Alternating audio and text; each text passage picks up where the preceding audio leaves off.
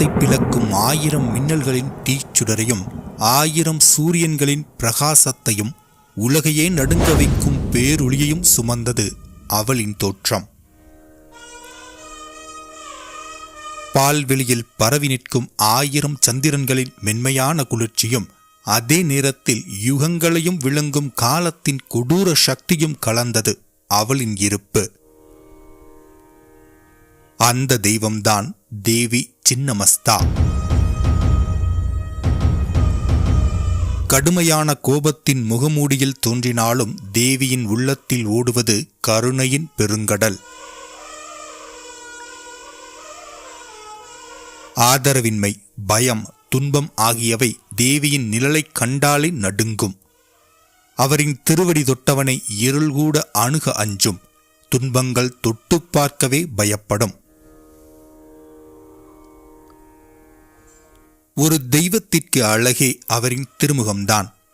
ஆனால் அந்த திருமுகமே இல்லாமல் இருப்பது வெறும் பார்வைக்கு மட்டுமல்ல, அது மரண பயத்தை விரட்டும் புயல் காற்று.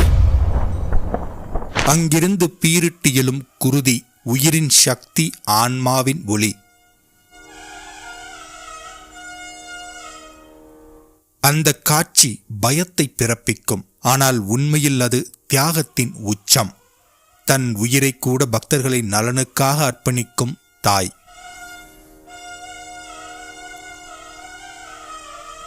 மூச்சே நிற்கும் அளவிற்கு காற்றில் கலந்த அடர்ந்த சக்தியான தேவியின் காலடியில் மலர்கள் இல்லை. இருப்பதென்னவோ இரத்தம் நிறைந்த யாக குண்டங்கள்.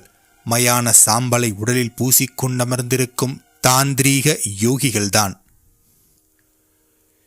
இந்த தோற்றம் பயங்கரமாக இருந்தாலும் அவளை பார்க்க வரும் பக்தன் பயம் நீங்கி பாதுகாப்பை உணர்கிறான். ஏனெனில் தெய்வத்தின் உள்ளம் கருணையின் கடல். தாந்திரீக யோகிகள் என்பவர்கள் வாழ்க்கையின் மேற்பரப்பை அல்ல, அதன் அடித்தளத்தில் மறைந்து கிடக்கும் இரகசியத்தை அறிய முனைவார்கள். இயற்கையின் மாயையான பிறப்பையும் மரணத்தையும் நேரில் அனுபவிக்கவே அவர்கள் விரும்புகிறார்கள். அவர்களுக்கு பயம் என்ற வார்த்தை முன்னேற்றத்திற்கான ஒரு தடை. அந்த பயத்தின் மெல்லிய நிழலும் கூட அவர்களின் மனதை தொட்டுவிடக்கூடாது. இதற்குத்தான் அவர்கள் தேவி சின்னமஸ்தாவை நாடுகிறார்கள். முதலில் மிரள வைக்கும் தேவியின் உருவத்தை மனதில் நிறுத்தி தியானிக்க தைரியம் வேண்டும். இரண்டாவது, தேவி ஆசைகளையும் பயங்களையும் ஒரே மூச்சில் ஒழிக்கும் பரமசக்தி. அவள் அந்த பயத்தின் வேரையே சாம்பலாக்குகிறாள். அவளை தியானிக்கும் யோகி தனது மனதில் பதுங்கியிருக்கும் பயம், ஆசை, சந்தேகம் அனைத்தும் உருகி ஓடுவதை உணர்கிறான். யோகிகள் மட்டுமல்ல, எவனொருவன் தேவியை வழிபட ஆரம்பிக்கிறானோ அவன் மரணத்தை பார்த்தாலும் நடுங்க மாட்டான். ஏனெனில் அவன் கண்களுக்கு மரணம் கூட வாழ்க்கையின் இன்னொரு விளையாட்டு போல தெரியும். தந்திர மார்க்கம் அல்லது தாந்திரிக மார்க்கம் எனும் பாதை அவ்வளவு எளிதல்ல. அது இருளை சோதிக்கும் பாதை. ஆனால் அந்த இருளின் நடுவே ஒளிகாட்டும் தீபம் தேவி சின்னமஸ்தா. அவள் இல்லாமல் இந்த பாதை முடிவற்ற இருளாக மாறிவிடும். அவள் இருந்தால் இந்த பாதை பரம்பொருளின் கதவாக மாறும். அதனால்தான் தந்திர யோகிகளுக்கு சின்னமஸ்தா உயிர் மூச்சு போலவும் உள்ளத்தின் அடங்காத தைரியமாகவும் மூல சக்தியின் உருவமாகவும் இருக்கிறார். தேவி சின்னமஸ்தா வாழ்க்கையின் சுழலில் சிக்கித் தவிக்கும் பக்தனின் மனத்தை அவள் புனித ஆற்றைப் போல சுத்தப்படுத்துகிறாள். மனத்தின் ஆழத்தில் பதுங்கியிருக்கும் பயம், சந்தேகம், ஆசைகள் அனைத்தையும் வேரோடு அறுத்து எறிகிறாள். வறுமை, நோய், தீய சக்திகள் அவள் நிழலுக்கே நெருங்க முடியாது. அவள் அருகில் அவை புகையாக விலகி மறைந்திடும். சின்னமஸ்தா தேவியின் அருளை பெற்றவன் உள்ளத்திலும் வெளிப்படும் நடத்தையிலும் வீரனாக மாறுவான். மரணத்தையே கண்ணோட்டத்தில் வெல்லும் தைரியம் அவனுக்கு பிறக்கும். அவனின் மூச்சே சின்னமஸ்தாவின் சக்தியை பேசும்.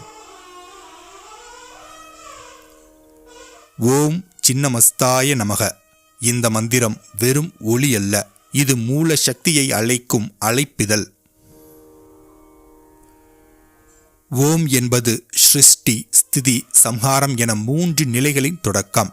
சின்னமஸ்தா என்பது தலை என்னும் அகங்காரம் இல்லாத பரம தெய்வத்தின் பெயர். நமக என்பது முழு சரணாகதி அல்லது முழு அர்ப்பணிப்பு. இந்த மந்திரத்தை பக்தியுடன் ஜபிக்கும் போது ஒவ்வொரு உச்சரிப்பும் மனத்தின் ஆழத்தில் பதுங்கியிருக்கும் பயத்தையும் ஆசைகளையும் வெட்டி எறிகிறது. அதன் பின் மனம் புயலில் எடுத்துச் செல்லும் இலை அல்ல, பாறையைப் போல அசைக்க முடியாத வலிமையாய் மாறுகிறது. தொடர்ந்து ஜெபித்தால் உள்ளத்தின் சுழலும் சிந்தனைகள் மெதுவாக நின்றுவிடும். மனதில் ஒரு தீபம் ஏற்பட்டது போல் இருளில் ஒளி பரவத் தொடங்கும். அந்த ஒளி சின்னமஸ்தாவின் கருணை. சாதாரண பக்தர்களுக்கு இந்த மந்திரம் வாழ்வில் வரும் சிக்கல்களை கரைக்கும் ஒரு தாயின் அரவணைப்பு. தாந்திரீக யோகிகளுக்கு இது மரணத்தையும் தாண்டி பரம்பொருளுடன் நேரடி இணைப்பு தரும் பாலம். ஆனால் முக்கியமானது, மந்திரத்தை வெறும் வார்த்தைகளாக சொல்லாமல் உள்ளத்தின் ஆழம் வரை அதில் கரைந்து விட வேண்டும். அப்போதுதான் சின்னமஸ்தா தேவி உங்கள் உள்ளத்தில் வாசம் செய்யத் தொடங்குவாள். தேவியின் உருவத்தின் ஒவ்வொரு கூறும் ஒரு புனித கல்வி. இது வெறும் காட்சி அல்ல, இது ஆன்மாவின் ஆழத்திற்கு செல்லும் சாவி. முதலில் தலையில்லாத உருவம் என்பது அகங்காரத்தை துண்டிக்கும் அழைப்பு. நான் என்ற சிந்தனை மறைந்தவுடன் தான் உண்மையான நாம் பிறக்கிறது என்பதை நினைவூட்டல். மார்பிலிருந்து பொங்கும் இரத்தம் என்பது உயிரின் சக்தி தனி நபருக்கே அல்ல, அது பகிரப்படும் போதுதான் அது பரம்பொருளின் அருளாக மாறுகிறது என்ற பாடம். தன் இரத்தத்தை தானே அருந்துவது என்பது சுயமரியாதை, சுய நிறைவு மற்றும் உள்ளார்ந்த சக்தியை மீண்டும் பெறும் சின்னம். உலகே உன்னை வெறுத்தாலும் நீ உன்னையே ஏற்றுக்கொள் என்பதற்கான உள்நிலை அழைப்பு. இடதுபுறம் வலதுபுறம் நிற்கும் சக்தி துணைகள் என்பது வாழ்க்கையில் சக்தி சமநிலை அவசியம். சூரியன் மற்றும் சந்திரன் போல கடினமும் மென்மையும் சேர்ந்துதான் பூரண சக்தி உருவாகிறது. நின்றிருக்கும் நிர்வாண உருவம் என்பது உண்மையின் நிர்வாணம். பொய்யான ஆடை, முகமூடி, பாசாங்கு எதுவும் அவசியமில்லை. ஆன்மாவின் முன்னிலையில் நிர்வாணமே உயர்ந்த அலங்காரம். அவளின் பாதங்களில் நிற்கும் தாமரை என்பது அழுக்கில் பிறந்தாலும் தூய்மையாக மலரக்கூடிய சக்தி நம் உள்ளத்திலும் இருக்கிறது என்பதற்கான நம்பிக்கை. சின்னமஸ்தா நமக்கு சொல்வது, வாழ்க்கையில் பயமில்லாமல், ஆசையால் கட்டுப்படாமல், சக்தியை பகிர்ந்து கருணையை பரப்பி உண்மையை நிர்வாணமாக சந்திக்க கற்றுக்கொள் என்பதே. இக்கால மனிதர்களுக்கும் ஏற்ற தெய்வம் சின்னமஸ்தா. சின்னமஸ்தாவின் பாதையை பின்பற்றினால் அவர்களின் வாழ்க்கையில் 5 மாற்றங்கள் ஏற்படும். அதன் பின் அவனின் வாழ்க்கை புனித நதியில் குளித்தது போல மாறிவிடும். முதல் மாற்றம், பயம் கரையும். இன்று எது நடந்தாலும் நம்மை நடுங்க வைக்கும் பல பயங்கள் உள்ளன. பணம், வேலை, எதிர்காலம், மரணம்.